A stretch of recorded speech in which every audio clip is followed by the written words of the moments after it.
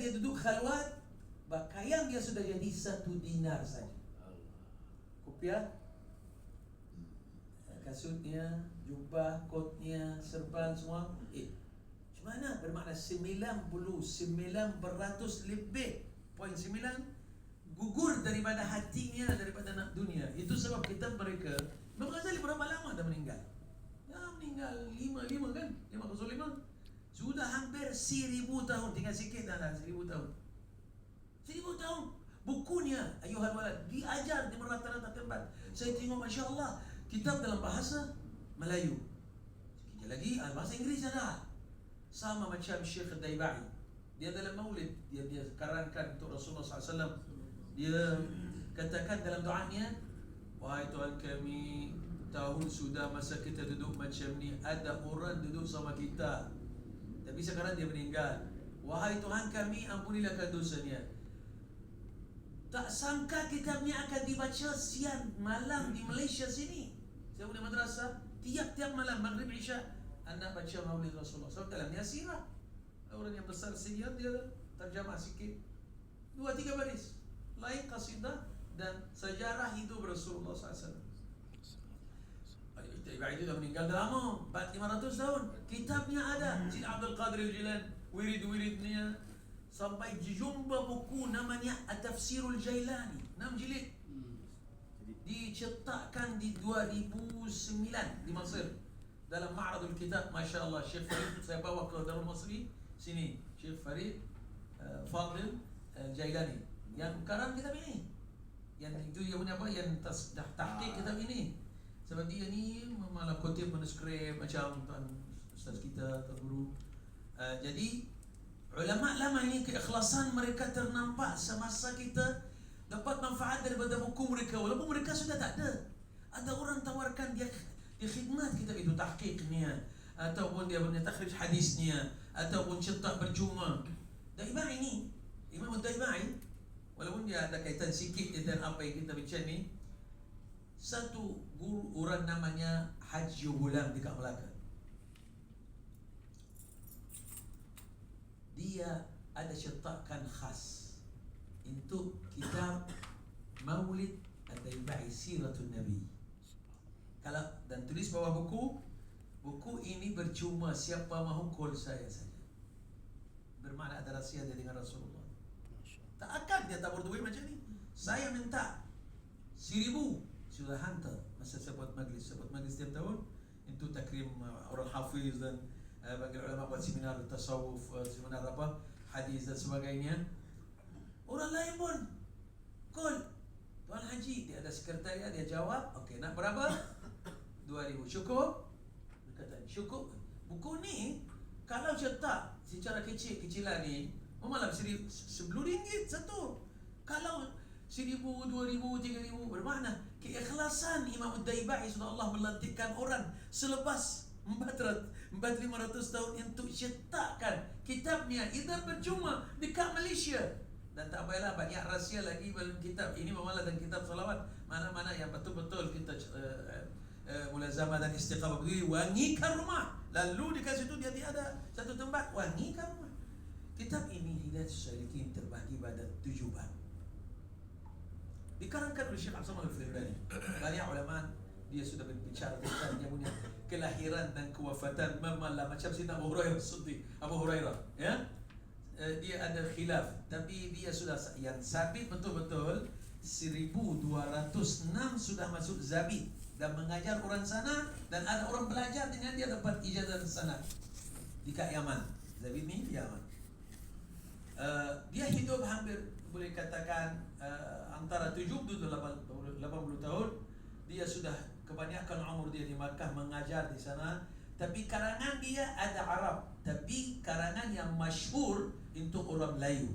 Dia katakan dalam mukadimah kitabnya, fakir ini nak memudahkan kepada orang Al-Jawi, sebab yang dekat Makkah banyak dulu Al-Jawi, dan ada bahasa Jawa dekat sebelah Babul Fath. Jadi imam ini dia boleh katakan hidup antara 70-80 tahun, dan dia bila dengar Syekh Daud Fatani, dia balik ke Fatani, dan dia sudah ada menjajah dan ada peperangan, ya. Ada orang yang menyatakan dia kembali dan pergi berjuang dan mati di situ, dan ada pendapat yang menyatakan dia sudah dibumikan di Makkah, ya. Dia sudah buat kitab ini untuk memudahkan kepada orang Melayu kenali tasawuf. 1206 kira bermakna 200 setengah tahun, 200 setengah, jadi lama. Orang Melayu dan tasawuf dia sudah kenali melalui orang ini, Syekh Abdul Samad ini, yang main peranan. Itu ada orang lain yang menentangnya, itu kaum muda dan sebagainya. Inilah yang menjadi pahlawan, membawa fikiran Imam Ghazali. Kebanyakan fikiran Imam Ghazali ini sebenarnya bukan terjemah satu kitab Imam Ghazali punya, tak ada. Ini ada 7 ulama dalam kitab ini. Syekh Abdul Qadir Al-Aidarus, Syekh Abdul Hasan Al-Shazuli punya karangan-karangan, Syekh Sahibul Hikam Ahmad Mu'tallah Al-Sakandari, Syekh Ibn Abbad yang mensyarahkan Al-Hikam, Syekh Abdul Wahab Al-Sya'rani yang saya cakap tadi, dia ada kitab namanya Al-Anwar Qudsiyah, dalamnya langkah-langkah kewalian, 25 langkah yang terbawah sekali. Kalau kita duduk dekat diwan ini, tahu siapa yang lari semua tu, dia ada hal atau tak ada hal. Itu kalau ada wali antara kita, dia boleh buat laporan, ya. Tapi Syekh ini dia buat dengan cara mudah saja, sehingga orang Arab ini walaupun bahasa lama rasa tertarik. Dan bila katakan kita bawa ke hidayah salikin, boleh, cantik. Ada 7 bab. Bab yang pertama, bab Aqidatu Ahli Sunnah wal Jamaah. Walaupun dia kitab fiqah berciri tasawuf, macam mana bawa fiqh itu amal sunnah, amal wajib, tapi dalam keadaan apa orang katakan apa, dari neraca atau pandangan tak sufi. Bermakna dia masa wudu, masa salat, masa itu bangun malam, masa pergi beli air. Itu dia punya tulisan ni macam kitab Bidayatul Hidayah. So dia terkesan dengan cara Imam Ghazali yang dia orang katakan bakar dalam bidang menyusun buku. Imam Ghazali dalam Ihya Ulumuddin semua babnya sama. Cara mentangannya hadis qadimah 2-3 ayat.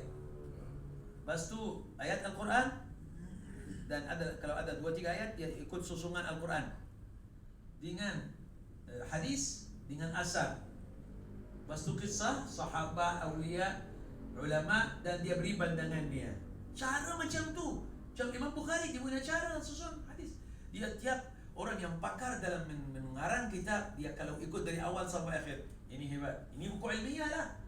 Tapi tak boleh pandang kepada Syekh Imam Az-Zabidi. Dia sudah selepas kewafatan Imam Ghazali buat ringkasan kepada Ihya Ulumuddin, dan ramai orang yang mentahrikan hadisnya dhaif. Dhaif boleh pakai. Dhaif bukan palsu. Dhaif ini bukan makzub, bukan madsus. Jadi kita tak boleh nak merendahkan Imam Ghazali punya kitab. Mana punya rektor dekat itu Mesir di Syekh Mahmud Al-Biltaji, dia ambil satu bab saja, suami isteri, dalam buku Ihya Ulumuddin macam mana muamalah. Sebab dia ada babul adat, babul ibadat, dia sudah menjadi proof pasal dia bincangkan biciri dia pasal dia punya bab tu saja. Imam Ghazali memang hebat. Jadi bab yang pertama tentang aqidat Ahli Sunnah wal Jamaah, dan dia ringkas sangat dan memadai untuk orang awam tahu. Kenapa kita tenggelamkan orang awam dalam keadaan istawa? Ada 15 makna. Mana dia tahu? Dia pun tak faham apa istawa tu apa, jalas apa, qa'ad ada. Ini cerita bukan untuk orang awam. Berbahasan akidah yang terlalu mendalam, bukan untuk orang awam. Dia tengok orang bertengkar ustaz sama ustaz, la ilaha illallah, tak payahlah, saya tak datang masjid la ilah. La ilaha illallah, kita sudah menyusahkan umat Islam. Apa tujuan kita? Nak dakwah orang kepada diri kita atau dakwah orang kepada Allah?